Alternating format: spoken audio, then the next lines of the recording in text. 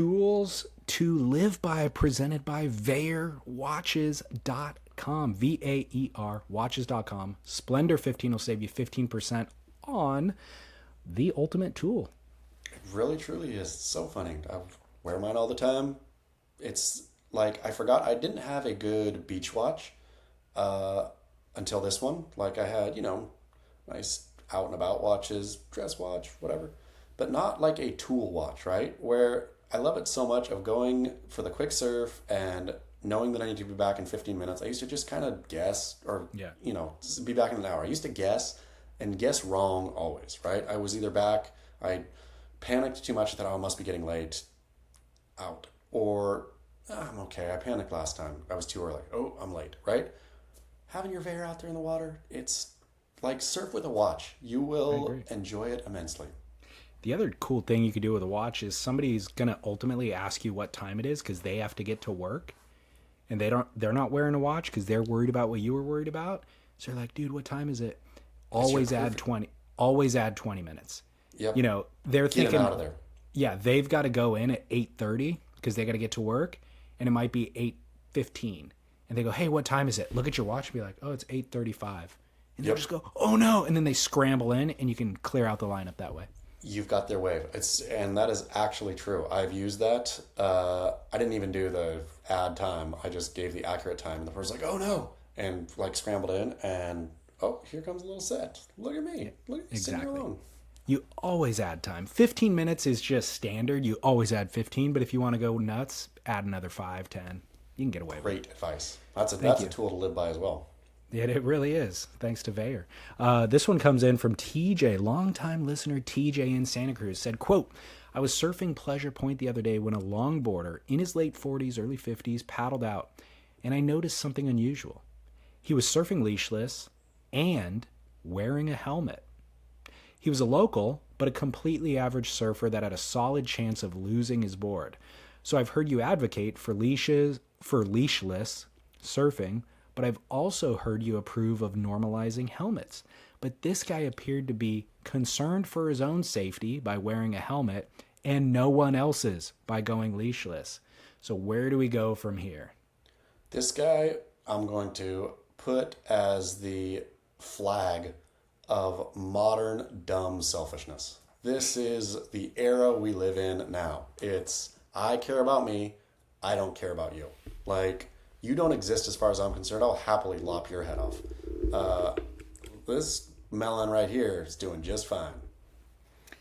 So it is a super bizarre representation of where we're at, because to have the hubris to think that I don't need a leash, but I do need, like, you would think that would equate to I'm in control of all of this, right? Like, yes. I fully understand my domain. I'm master of my universe. Yeah. How does a helmet factor into that mentality at that point? Yeah, no, it does not. I mean, that is like, I mean, let's assume he didn't, for sake of this argument, let's assume he didn't just have stitches on his head or something, right? He had like a wound that he had to protect or something. Let's assume that this is his shtick. I would think, though, that it totally syncs with this me first kind of thing that's taken over. This selfishness of, I don't like the way a leash looks or feels. I'm too cool for a leash. I like, I'm swimming into shore to get my board doesn't bug me. I'm going leashless. Problem solved there.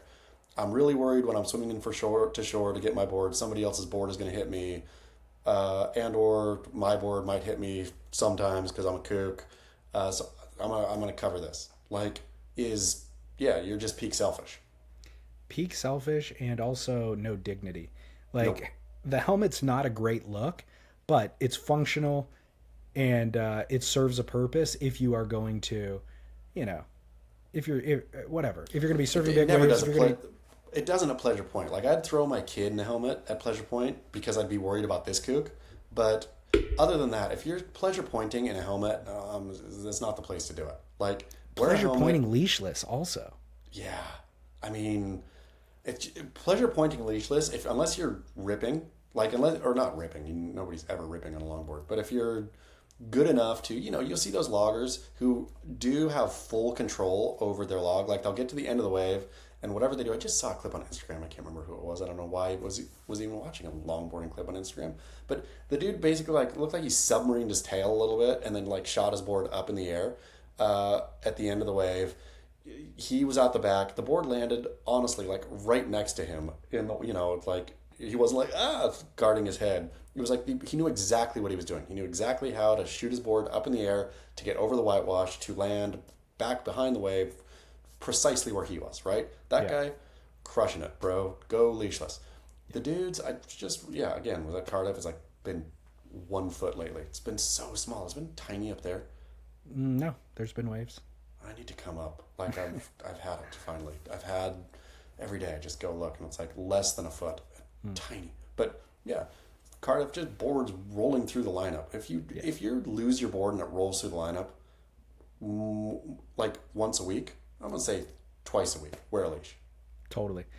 Twice a session, even. Like, I'm Pleasure Point, I'm saying wear a leash at Pleasure Point, full stop. Like, where this guy went wrong is not wearing a leash, obviously.